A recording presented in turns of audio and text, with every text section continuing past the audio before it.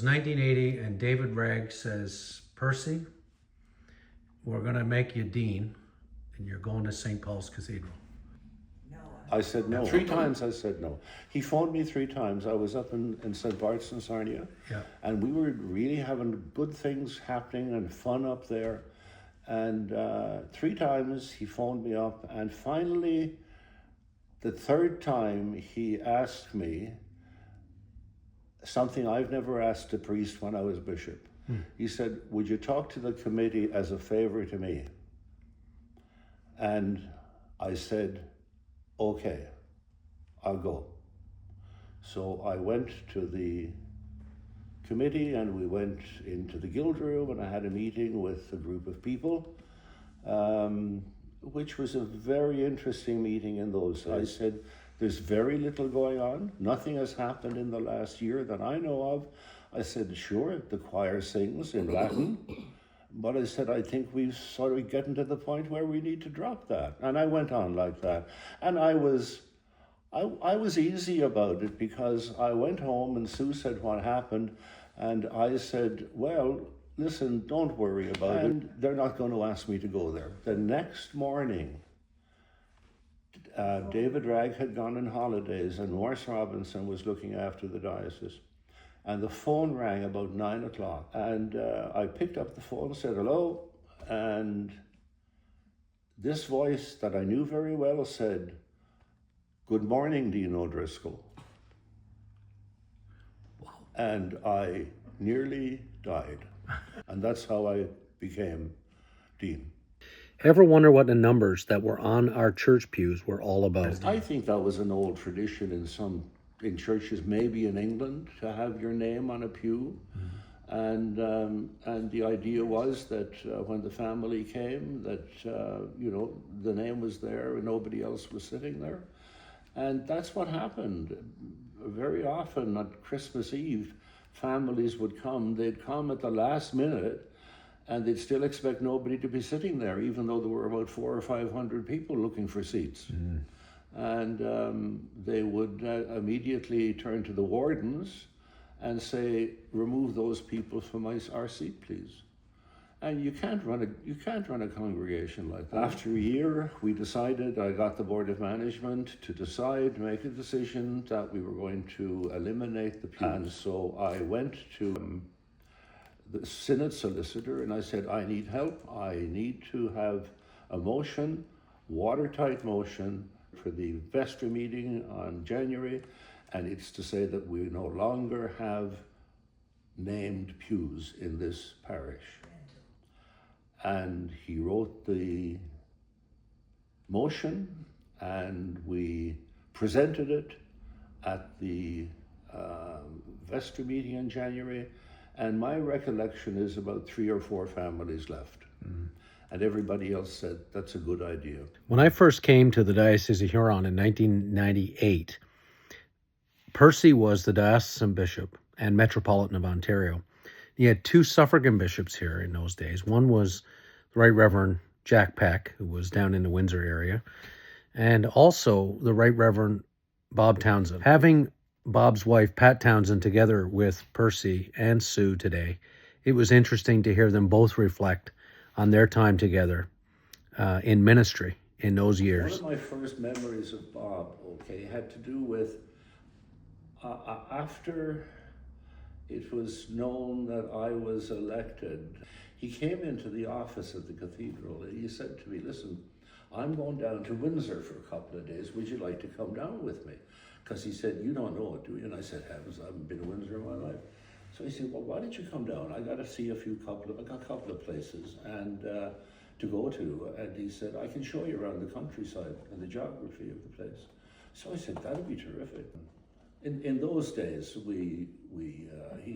he had the odd cigar, I had the odd cigarette, and we sort of drifted down 401 to Windsor, feeling very good. It was a lovely sunny day. And he showed me around, introduced me to people, introduced me to places down there. And on the way back, I'll never forget it, on the way back, he said, I just got to drop into a parish here. And I said, okay, no problem, you know. So we drove into this little parish, and we went in. He said, I got a meeting lined up here. And I said, is that why the chairs are like that? Because all the chairs in the hallway were in a line right across from one side of the other to the hall. And up here, there was one chair. And I said, I bet that's your chair, right? He said, yeah, I'm going to get another one for you. I said, well, I don't really want one if you don't mind. Anyway, we had a difficulty because it was a big anniversary in the church, and it was the, 200th anniversary or whatever it was. And the rector, I think it was, had come in, and he decided he didn't like the way the pews were down at the back of the church, and so he got a chainsaw and he lopped off about 2 or 3 of the pews. And that's what the meeting was about. So we staggered out of Bob was smiling when we came out of the meeting. He lit up a cigar, I lit up a cigarette, and I'm sort of saying there, God, is it always going to be like this? And he said, yeah, maybe. And that's the way we worked. I mean, the two of us got along exceptionally well together, and when both of us were feeling good, it was a good day. If one of us wasn't feeling good, we'd sit down and talk to the other about it, and it was a real give and take. I can honestly say that those experiences were some of the best years of my life in ministry.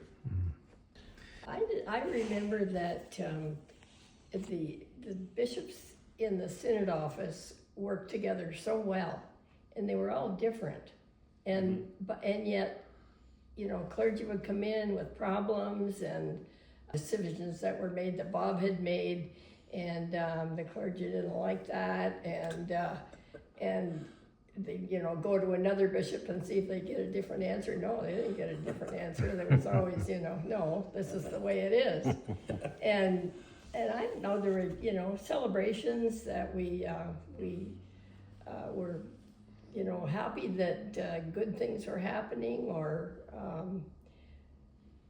it was a good connection. And with Jack Peck, you know, and Jack was mostly down in Windsor, but it was a combination of 3 different kinds of people who supported each other and had different ways of doing things, and yet it worked. One winter, we decided we were going to meet in Chatham, just to get caught up, because we were all coming from different sides, and we all were going to wind up there. And we went out and had a bite of supper, and we decided to go to a movie.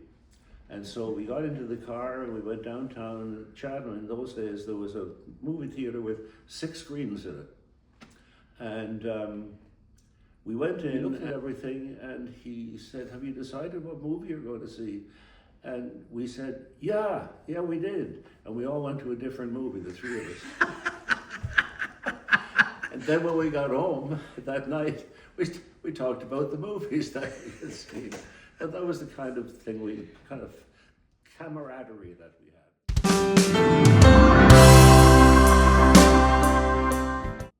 My introduction to the cathedral was at big services.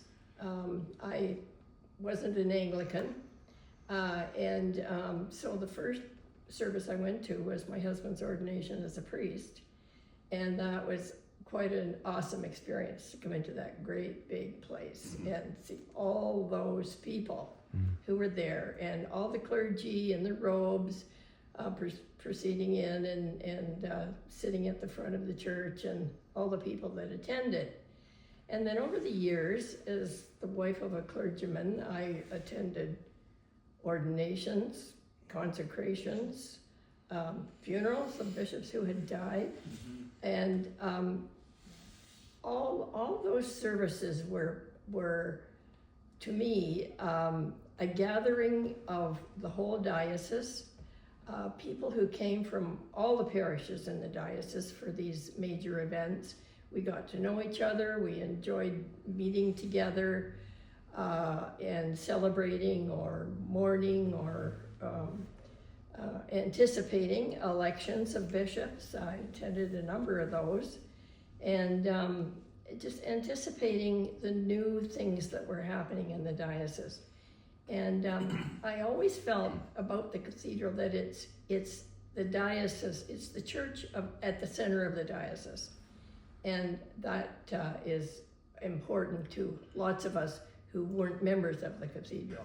The big thing was, I think, the cathedral was the place where everybody got together on a regular basis for all sorts of events, and that That's right. and you'd meet all old friends. They'd all be there, say, "Hi, how you doing? How the winter go?" And that kind of thing. Right. Yeah. And it was, while it was that kind of place, it also had a special feeling to it in terms of gathering together with 400 or 500 people in those days for worship, all singing, etc., etc., and you couldn't help but walk away feeling like the world was a slightly different place out here now because of that. By the time the whole thing was going, and it took time because we had to get new people onto the board of management and get new ideas as to where we were going to go.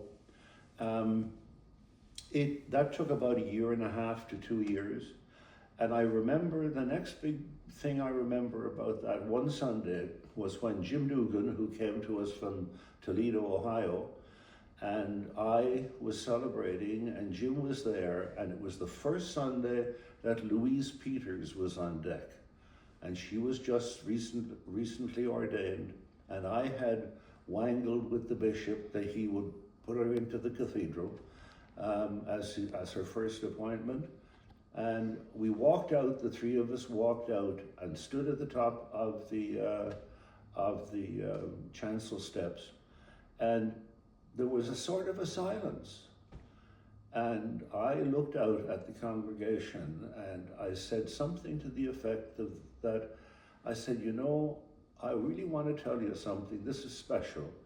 I said, because for the first time, with Louise Peters standing here beside me, and Jim over here, but with Louise standing beside me, I feel as if my ministry has been completed. And I'll never forget that day.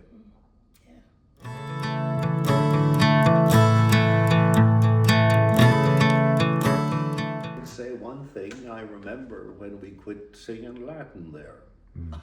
And that was a relief, because everybody could sing the English. It's wonderful. And I remember when we started to put the chant for the psalm in the bulletin, because it wasn't just the choir that could sing it then, it was the congregation could sing the chant in 4-part harmony. And they came to me and said, "Wow, that's wonderful." I said, "I don't know why you didn't do it before, but I knew why." So I guess what I'm saying is, simply, I was really enchanted, and I was really looking forward to a resurrection for the cathedral for our time, because there's been a few years in between that the cathedral was wandering.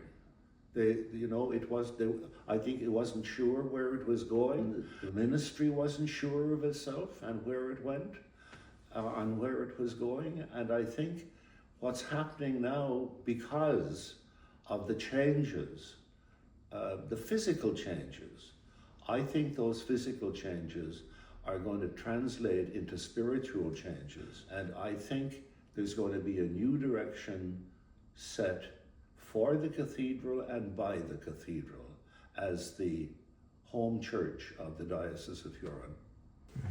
I have to agree with Percy that you see the cathedral almost blossoming. You hear about the possibility of using the space for this or the space for that, and it's all outreach, and it's bringing the community into the cathedral to use it as it needs.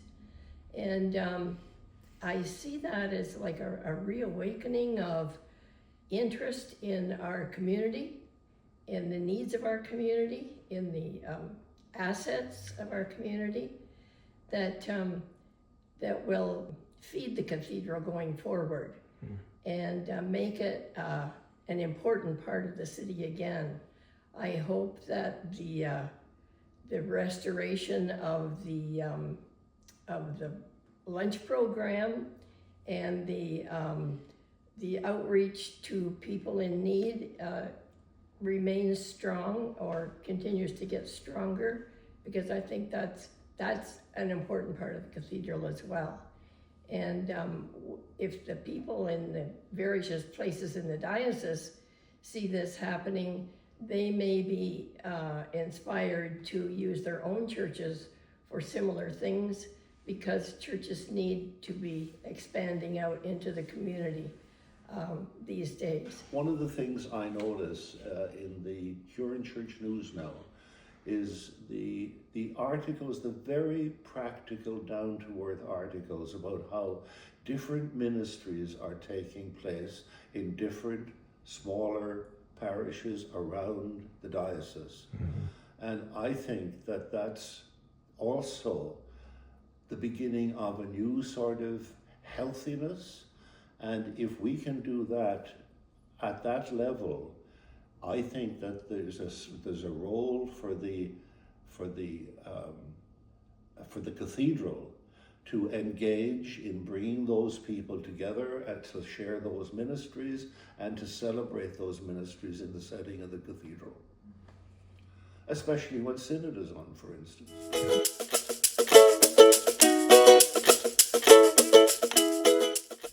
Awesome. Yeah. I expect it will be awesome.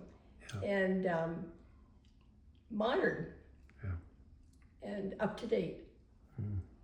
Well, I think it's an example of what can happen to an old building as old as this one, and because there are a lot of other old buildings like that knocking around, Sure are, and yeah. people, immediately, sort of, people generally say, well, let's get rid of the darn thing, But there are new ways that are out there, and I think what's happening, what the cathedral is showing, is a sign of future liturgical renewal. I have financially supported this building along with my wife. I've done it because it's important to my life and to the life of the diocese that we do the work that's necessary to do here. And I would encourage other people to join with us, because I think this is going to bring a new sense of ministry to all of us who are in the Anglican Church in this part of the world. I think it's important to make a contribution to the cathedral, because it's a part of our life that isn't a weekly part of our life.